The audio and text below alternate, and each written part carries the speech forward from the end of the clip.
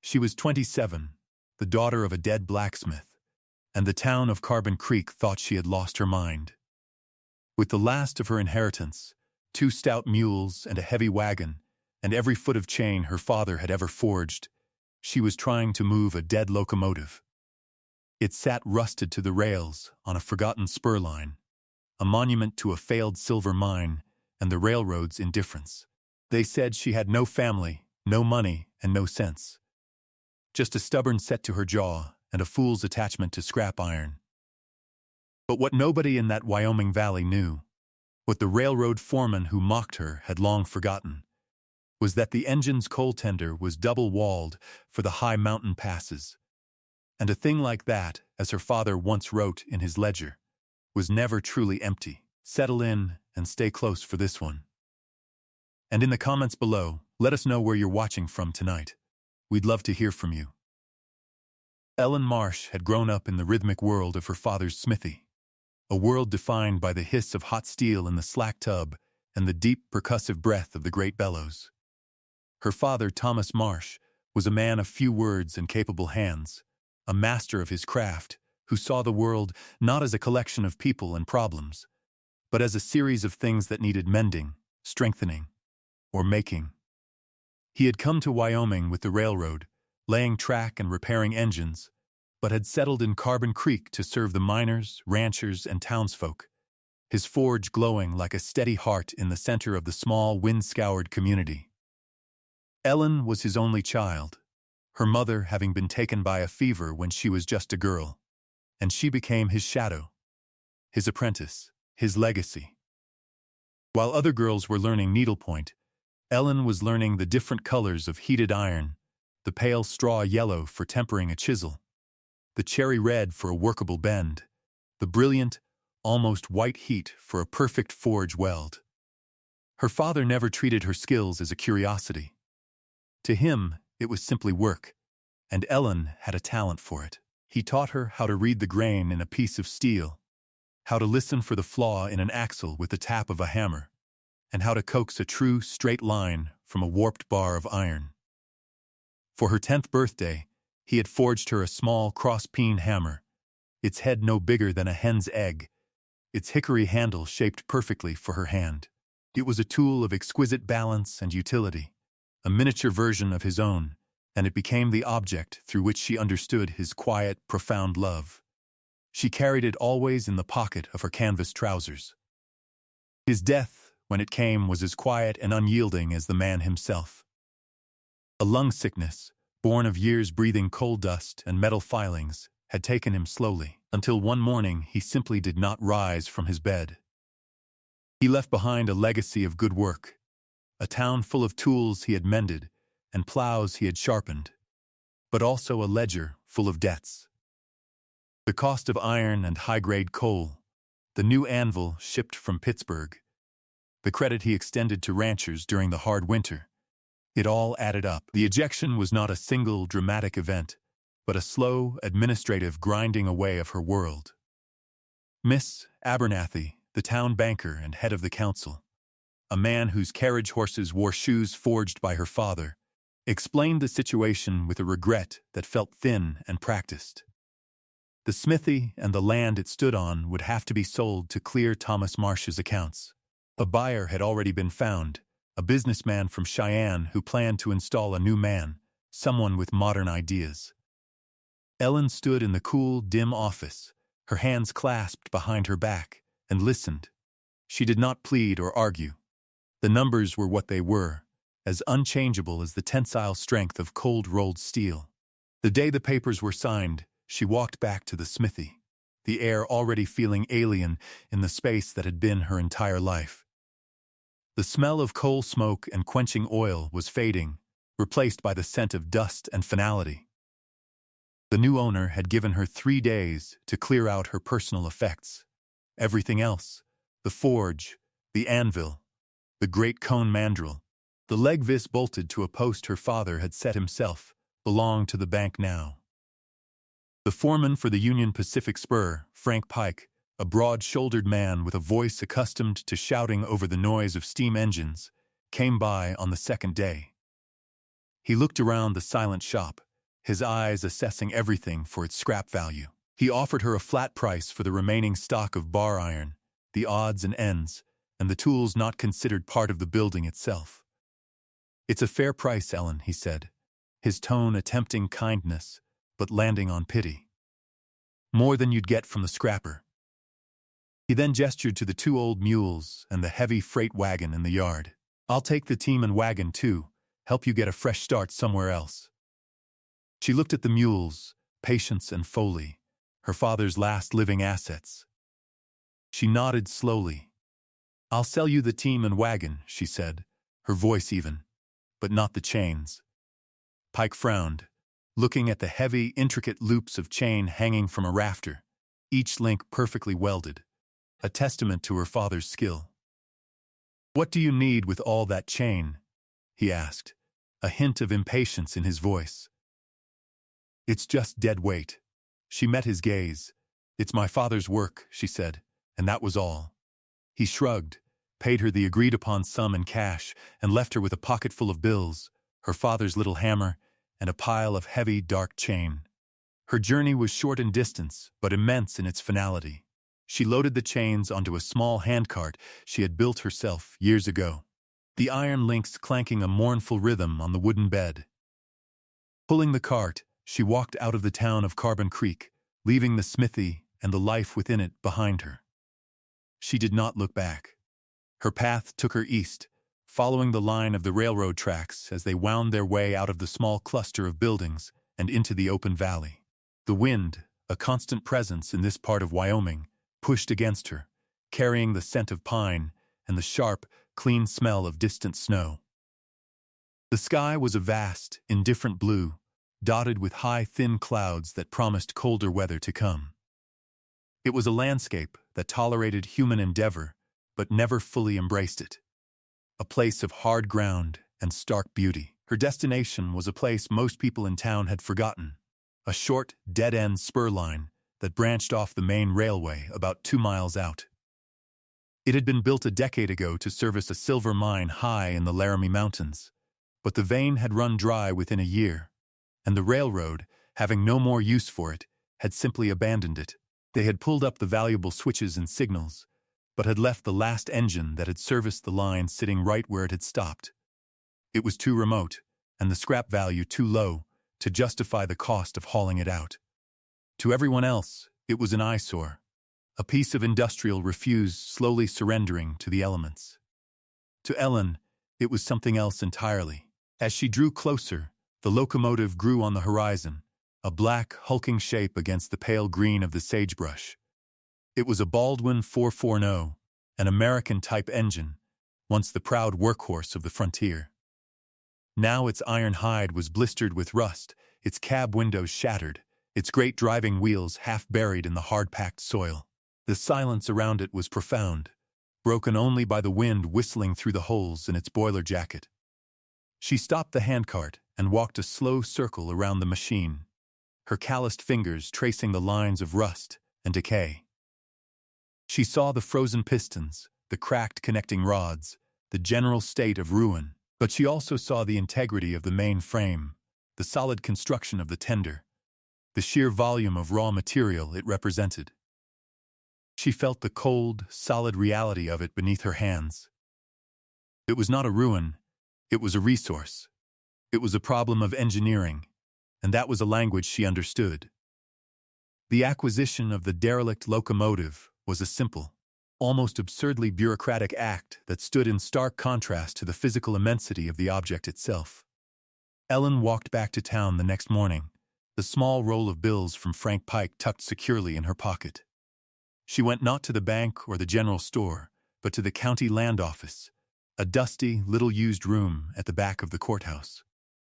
The clerk, a balding man named Mr. Chike Hemlock, looked up over his spectacles as she entered, his expression a mixture of boredom and surprise. Few people had business there. "Help you?" he mumbled, not bothering to rise. "I'd like to file a salvage claim," Ellen said, her voice clear and steady in the quiet room. "On the abandoned locomotive. Engine 73, on the old mountain spur." Hemlock blinked. He put down his pen and stared at her. "The old Baldwin? Child, What in God's name for? That thing is naught but a pile of rust. I have my reasons, Ellen replied simply. What is the fee? The clerk sighed, a long, weary sound, and pulled a massive leather-bound ledger from a shelf. He ran a dusty finger down a page, squinting at the spidery script. Abandoned railroad property on unregistered right-of-way. Falls under territorial salvage law. $10 for the claim filing. Gives you sole right to whatever you can haul off. He looked at her again, a flicker of something. Pity, perhaps, or disbelief in his eyes. It's your money. Ellen counted out $10 from her small hoard, the crisp bills looking flimsy and insignificant on the massive wooden desk. Mr. Hemlock painstakingly filled out a form in triplicate, the scratching of his nib the only sound. He handed her one of the copies. It was a simple piece of paper, but it was a deed. It made the iron monster hers. When she returned to the spur line, she was not alone. Word had traveled fast in a town as small as Carbon Creek. Frank Pike was there, leaning against his wagon, his arms crossed over his chest. A few other men from the railroad yard and a couple of curious ranchers stood at a distance, watching. Heard you bought yourself a train, Ellen. Pike called out, a smirk playing on his lips. Planning on driving it to Cheyenne? Laughter rippled through the small group of onlookers. Ellen ignored them. She unhooked the mules, Patience and Foley, from the wagon she had just sold to Pike, and led them to the front of the locomotive. She began the slow, methodical process of rigging the chains, looping them around the main frame, and connecting them to the mules' heavy work harnesses. It was a task of immense complexity, requiring a deep understanding of leverage and load distribution. Pike watched, his amusement slowly giving way to a grudging respect for her skill.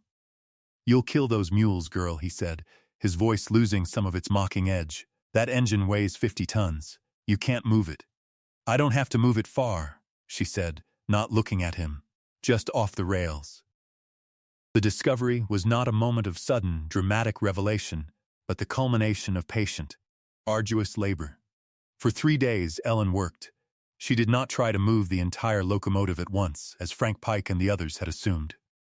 She was a blacksmith's daughter. She knew how to break a thing down into its essential parts. Her first goal was simply to shift the massive machine enough to break the bond of rust and earth that held it fast. She used the mules not to pull, but to provide tension on the chains, while she worked with long iron bars as levers, slowly, painstakingly rocking the great wheels. The sound was a groaning, tearing shriek of metal on metal that echoed across the valley.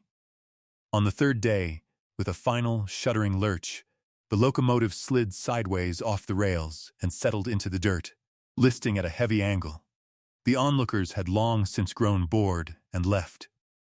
Only Frank Pike remained, watching from a distance, his expression unreadable. With the engine off the tracks, Ellen's real work began. She spent another week methodically disassembling what she could. She used her father's tools, wrenches, chisels, and the heavy sledgehammer to remove bolts, sever pipes, and break free the smaller components. But her focus, from the very beginning, was on the tender. It was a large, rectangular car, designed to hold tons of coal and thousands of gallons of water. It sat behind the locomotive, slightly askew. She remembered a conversation with her father years ago, when a similar engine had been in his shop for repairs. He had been tapping on the wall of its tender, listening. Mountain runners, he had told her, they build them different. Double wall. For insulation. Keeps the water from freezing solid on a long winter grade. And then he had added, almost as an afterthought, a phrase that had stuck in her memory. They say you can never truly empty one. She found his old ledger among her few possessions, the one where he sketched designs and jotted notes. On a page filled with drawings of a leaf spring assembly, she found the scribble, Baldwin Mountain Tender, 440. Inner wall, 8-inch void, packed with coal dust for insulation. It was not a letter from a hidden benefactor, but it was a map left by the one person who had always believed in her. The next morning, she went to work on the tender's forward wall. It was a solid plate of 3/4-inch steel. She chose her spot carefully, just above the frame, and began to work with a cold chisel and her father's sledge. It was brutal, punishing labor.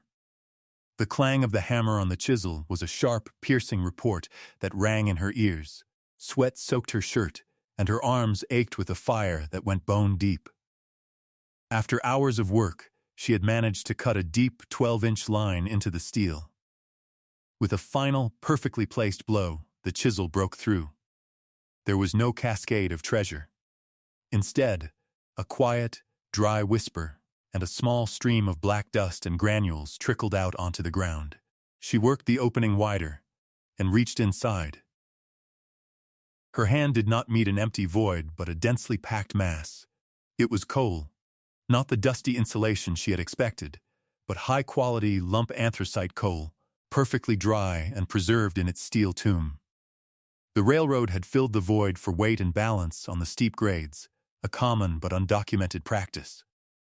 Tucked deep inside, her probing fingers found something else. A heavy, oilcloth-wrapped crate. She dragged it out into the daylight and pried it open. Inside, nestled in grease-soaked wool, was a treasure trove of spare parts, brand-new brass injectors, a set of bronze bearings, copper tubing, gaskets, valves, and a box of heavy-duty bolts. It was a maintenance kit, forgotten for a decade. It was more than fuel. It was the raw material for survival. The rebuilding began not with a grand design, but with the most fundamental of human needs, warmth.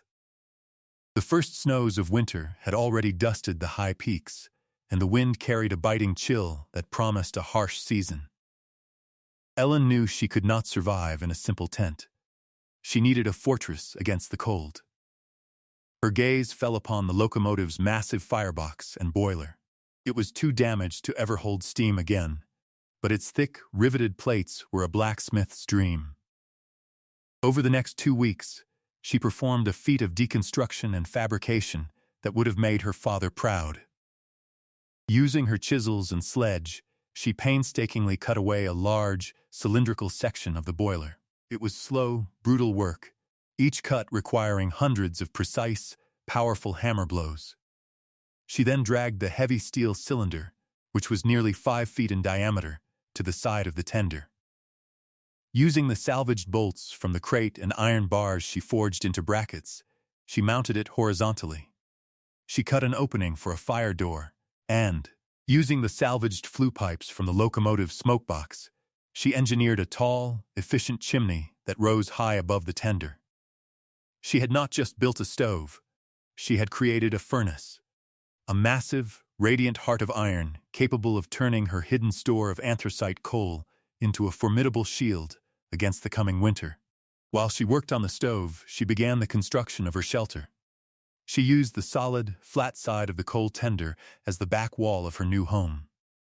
From the abandoned mine's tailings, she salvaged weathered timbers and planks, and with them, she built a sturdy lean-to structure, banking the walls with earth for insulation. The windows were scavenged from the locomotive's cab, their broken panes painstakingly replaced with greased canvas that let in a dim, watery light. The first true blizzard hit the valley with the fury of a physical assault. The wind howled, and the snow fell so thick and fast that it erased the world beyond a few feet. In town, people huddled in their poorly insulated homes, stuffing rags into the cracks around windows and burning their precious firewood at an alarming rate. The first person to seek out Ellen's strange refuge was not a friend or an ally, but a figure of quiet desperation. The widow Gable, a woman with 2 small children, appeared at her door as a wraith in the swirling snow, her shawl crusted with ice. Her husband had been a miner, killed in a rockfall 2 years prior, and she survived on the town's charity, living in a shack that was little more than a collection of boards. "Our fire's out," she said, her voice trembling, her children shivering beside her. "We have no more wood." Ellen said nothing. She simply stepped aside, holding the heavy plank door open, and let them into the overwhelming, radiant warmth of her shelter. The great boiler stove glowed with a dull red heat, and the air was dry and safe. The community did not form through declarations of friendship or formal agreements, but through a slow, quiet coalescing around the warmth of Ellen's stove. The blizzard did not relent. For 4 days, it buried the valley under a thick blanket of white, snapping telegraph lines and making travel between houses a dangerous undertaking. Word of the widow Gable's sanctuary spread not by voice, but by observation. A neighbor, seeing no smoke from the Gable shack, but light in the strange structure by the tracks, understood. Soon, others followed. The Rodriguez family, whose small adobe home had a crack in the foundation, arrived next, the father carrying a sleeping child wrapped in every blanket they owned. They brought with them a pot of beans and a string of dried chilies, placing it on the flat top of the stove without a word. The offering was a silent contract of shared survival. An old prospector named Silas Blackwood, who lived alone in a dugout by the creek, appeared on the 3rd day. He was a gnarled, wiry man with knowledge of the old ways. He looked at the growing number of people crammed into the lean to and then at the remaining timbers Ellen had salvaged. Need to expand, he stated, not as a suggestion, but as a fact. He spent the rest of the day in the howling wind, rigging a block and tackle from the locomotive's frame, using his knowledge of knots and leverage to help Ellen haul heavy beams into place. By nightfall, they had doubled the size of the shelter. People contributed what they could. One woman brought a side of bacon, another a sack of flour. The men took turns venturing into the storm to check on the town's livestock, their efforts coordinated from the relative comfort of what they were now calling the tender. On the 4th day, a figure emerged from the whiteout, leading a team of draft horses pulling a sled laden with lumber and canvas. It was Frank Pike. He was covered in snow, his face red from the wind. He did not offer an apology or an explanation. He simply looked at the crowded, steamy shelter, at the faces of the children sleeping near the stove, and then at Ellen. "The boiler flue pipes," he said, his voice loud to be heard over the wind. "We can rig them through the west wall. Create a second chimney. You can build another stove from the firebox door. It'll heat the new section." It was his form of concession, an admission offered not in words, but in work. He had brought 2 of his railroad crew, and they set to the task with professional efficiency, their movements precise and economical. Frank worked alongside them, his earlier mockery replaced by a focused, quiet intensity. He was a man who understood the mechanics of things, and he recognized in Ellen's creation a piece of engineering as practical and impressive as any locomotive he had ever run. He was no longer seeing a fool who had wasted her money on scrap. He was seeing a woman who had built a harbor in the middle of a storm. As the blizzard finally broke and a pale, watery sun emerged, the shelter by the tracks had transformed. It was no longer just Ellen's lean-to. It had become the heart of the community's winter survival. The tender, as everyone now called it, was a sprawling, seemingly chaotic, but deeply functional structure of salvaged wood, canvas, and iron, all anchored to the great, rust-colored bulk of the locomotive and its tender. 2 stoves, one made from the boiler and the other from the firebox, burned steadily, their chimneys breathing plumes of clean white smoke into the cold, crisp air. Inside, a new kind of society had taken root. The space was divided by blankets hung from the rafters, creating semi-private alcoves for the 3 families who had lost their homes entirely to the cold. A communal cooking area had formed around the larger stove, where Maria Rodriguez now presided, orchestrating meals from the pooled resources of half the town. Ellen was no longer an outcast. She was the undisputed center of this new world. People did not defer to her with overt displays of leadership, but with a quiet, constant consultation. "Ellen, Silas thinks this beam needs another brace. What iron do you have?" "Ellen, the flue is drawing smoke back. Can you take a look?" She moved through the space with a calm authority, her father's small hammer tucked into her belt, her hands as comfortable mending a child's toy as they were forging a new hinge for the main door. Her name was known now, not as the blacksmith's daughter, a title of pity and dismissal, but as Ellen Marsh, the woman who had seen a shelter where everyone else saw only scrap. Small rituals began to form, lending a sense of permanence to their temporary world. Every morning, Frank Pike would arrive with his crew, not because they were ordered to, but because they had taken on the project of reinforcing and improving the tender as their own. They brought tools, expertise, and a steady supply of salvaged materials from the railroad yard. Every evening, the inhabitants would gather as the light faded, sharing stories and making plans for the next day. The children, safe and warm for the first time in weeks, had claimed the old locomotive cab as their playhouse, their laughter a strange and beautiful sound in the heart of the metal beast. The locomotive itself had been transformed. It was no longer a symbol of failure and abandonment. Its parts had been repurposed into the bones and circulatory system of a home. It was a stove, a wall, a source of raw materials, and an anchor against the relentless Wyoming wind. It was proof that value was not an inherent quality, but a matter of vision and will. It had become a living place, filled with purpose, respected, and strangely beautiful in its functional, resilient form. In the quiet of a late afternoon, weeks after the great blizzard had passed, Ellen stood by the entrance of the tender, watching the winter sun cast long blue shadows across the snow. The air was still and cold, but inside the shelter, life hummed with a steady, quiet warmth.